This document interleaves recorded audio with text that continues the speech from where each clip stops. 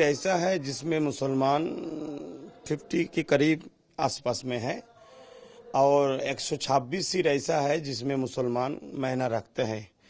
जिसके पास मुसलमान चुनाव में वोट देते हैं वो कैंडिडेट वहां से निकालते हैं। क्या करेंगे आप उस पे? देखिए, हम तो चाहते हैं राजनीति देश और देशवासी की सेवा करने के लिए राजनीति होते हैं। इसीलिए मुस्लिम, दलित, आदिवासी, हिंदू, हर मजहब, हर धर्म का लड़का लोग को सबको साथ में लेके हम चलना चाहते हैं। जहां मुसलमान ज्यादा है मुसलमान को खड़े करेंगे, जहां दलित ज्यादा है दलित को खड़े करेंगे, जहां आदिवासी ज्यादा है उसको आदिवासी में खड़े करेंगे।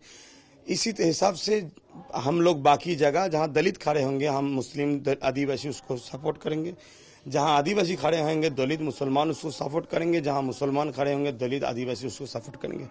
इसी हिसाब से हम लोग दलित आदिवासी मुसलमान हर धर्म की लोग को लेके एक फंड बनाने की, हर पार्टी को लेके फंड बनाने की कोशिश कर रहे हैं। फुरफुरा शरीफ ने हमेशा तृणमूल कांग्रेस का समर्थन किया है और जिताया है, अब मोह भंग क्यों हो गया? देखिए, हमेशा नहीं।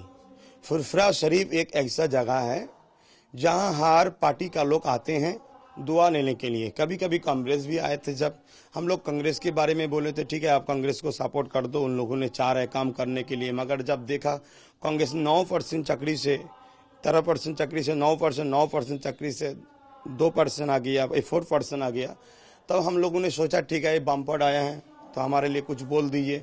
हम लोग बोला ठीक है इस मुतबा बम्फर्ड को सपोर्ट कर दो। 34 साल हो गए, आखिर में देख रहे बम्फर्ड ने चक्री 2% कर दिया। इसी वक्त ममता दीदी ने आए हैं हमारे घर में, हमारे दरबार शरीफ में। उनकी बात सुन के हम लोगों ने सोचने लगा ठीक है ये काम करेंगे, हम लोगों को शिक्षा के लिए मतलब आगे लेके जाएंगे, स्वास्थ्य के लिए आगे लेके जाएंगे, अपने समाज को आगे लेके जाएंगे, गरीब के बारे में सोचेंगे, जाति धर्म के सबके बारे में सोचेंगे। इसलिए हम लोग बोल दिया ठीक है ममता को देख दो।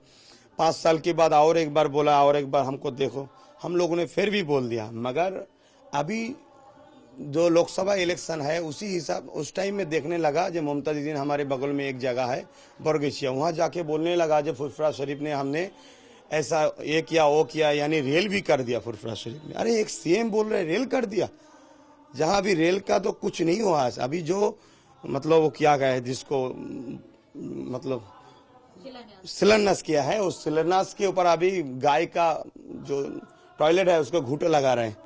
तो यानी सीएम बोल रहे हैं जो हमने रेल कर दिया, इतना बड़ा झूठा। और फुरफुरा शरीफ में इतना करोड़ लाख रुपया इतना करोड़ दिया है, इतना किया है उतना किया। तब हमने सोचने लगा जी फुरफुरा शरीफ को लेके ब्लैकमेल कर रहे हैं आदमी के सामने, वो वोट में मुसलमान और फुरफुरा शरीफ को बदनाम करने की कोशिश करे। और इमाम भाता से हम लोगों के आपस में जो भाईचारा थे मुस्लिम और हिंदू में, ये इमाम भाता से भाईचारा भी खत्म हो गया। तब ममता दीदी को बोलना चाहिए था इमाम भाता वक़ाफ संपत्ति से दे रहा है, ये कोई राजकोष नहीं है। फिर भी इसी हिसाब से आदमी के सामने दिखाए जाए हम मुसलमान के लिए सब कर रहे हैं। तब हम सोचने लगा इस विरोध, ये जो नाइंसाफी हो रहा है इसके विरोध में बोलना चाहिए, अभी आवाज उठाइए। तो आपको लगता है कि ममता बनर्जी ने जितना किया है उतना बोला है या उसमें मतभेद है? देखिए, एकदम नहीं बोलेंगे जो नहीं किया है, मगर जितना किया है उससे ज्यादा नुकसान किया है। अगर बमफंड किया नहीं, मगर हमारे भाई को हमारे से छीना नहीं, हम अगर एक वक्त नहीं खा सके सूखा रहे, फिर भी हमारा भात के साथ मिला हुआ एक टेबल में, एक क्लब में, एक पार्टी में, एक दुकान में हम लोग बैठते थे, एक साथ उठा बैठ करते थे। मगर इस ममता ने जितना किया उससे भी ज्यादा हम लोगों को नुकसान किया है, भाईचारा हमारा खत्म कर दिया। ये आरोप तो ममता बनर्जी बीजेपी पे लगाती हैं कि वो ध्रुवीकरण कर रही हैं और पार्टी ध्रुवीकरण कर रही है बंगाल में। देखिए, ममता तो खुद बीजेपी है क्योंकि रेल मिनिस्टर हुए थे बीजेपी से। दूसरा बात है बीजेपी तो बंगाल में नहीं थे, 2011 में ममता आए हैं, साथ में बीजेपी भी आए हैं। दूसरा पार्टी वाम कांग्रेस को विरोधी शून्य करने के लिए खत्म कर दिया। विरोध में जितना आया है सब बीजेपी आए हैं। आनंदो बाजार पत्रिका में एक बात दिखा हुआ था कि ममता दीदी ने कहे थे कि मैं बीजेपी को फंड में ला के लड़ेंगे, फंड में लेके आएंगे। तो ममता दीदी नहीं तो बीजेपी को ला के आए। ये एक रोल ऐसा कर रहे हैं जो आम आदमी सोचे जो मैं बीजेपी की विरोध हूँ, जितना नोट है बीजेपी के पास जाइए, बाकी खुचरा हमारे पास रहिए, दूसरा कोई पार्टी नहीं, हम दोनों मिल के जलेंगे। जब मुसलमान कुछ चकड़ी बकड़ी के बारे में बोलेंगे, देखा ना बीजेपी आ गया, तुम चकड़ी मत बोलो, रोड की बात मारे बोलो, उनके तरक्की की बात मत बोलो। आदिवासी जब बोलेंगे तो सोचेंगे, ऐसा समझाएंगे बीजेपी आ गया, तुम्हारा जगह जो है वो डीवीसी के तहत खास जगह है, तुमसे उसको कैंप में भेज देंगे, ऐसी डरा के हम मुफ्त में वोट लेंगे और बीजेपी हमारा साथ रहेंगे। इतनी नाराजगी अब क्यों? चुनाव है आसपास इसलिए या पहले से थी? नहीं, हमारा बात ये है, जो नाइंसाफ है उसके विरोध में बोलना हमारा ये इंसानियत है, ये हमारा देश का अधिकार है। इसमें नाराजी कुछ किसी आदमी के बारे में हमारा नाराजी है, उसकी जो काम है उस काम के विरोध में हम बोल रहे हैं। अगर ममता जो पार्टी बनाए थे जिन लोगों को लेके वामफ्रंट के विरोध में, अभी वो लोग ममता की पार्टी में तो नहीं है। अभी जो पार्टी है ये तो लाल टीएमसी बन गए। वामफ्रंट का जो हरमात थे सब अभी टीएमसी में आ गए। ये लोग लुटेरा है, लूट रहे, आदमी को लूट रहे, इंसान को जीने का हक नहीं दे रहा है। हजारों लोगों को झूठा केस में 7-7 साल जेल में रखे हुआ है, गाजा की केस में। ये क्या, ये तो बेइंसाफी है, ये जुल्म है, देश की संविधान की बेखिलाफ है, ये देश की गणतंत्र को हत्या करने की षड्यंत्र कर रहे हैं। ममता बनर्जी ने तो एनआरसी, सीए और इन सब के खिलाफ आवाज उठाई थी, तो धर्म के आधार पर लोगों का पुष्टिकरण किया जाएगा ये कहकर कई बार आवाज उठाई है। आप उसमें साथ में हैं? अगर ये आवाज दिल की आवाज होते तो हम जब बोले थे कलकत्ता में प्रेस कॉन्फ्रेंस से, आपको बंगाल की रहने वालों को बचाने के लिए सुप्रीम कोर्ट जाना है, तो हमारे घर में पुलिस नहीं भेजते हमको चमकाने के लिए। ये आवाज दिल की आवाज नहीं है, ये मुंह से बोल रहे आदमी को गुमराह करने के लिए। अगर एनआरसी का सही विरोध होता तो 2003 में शायद सबसे पहले एनआरसी करने के लिए स्पीकर के मुंह में कागज जिसने फेंके तो ममता दीदी ने फेंके थे।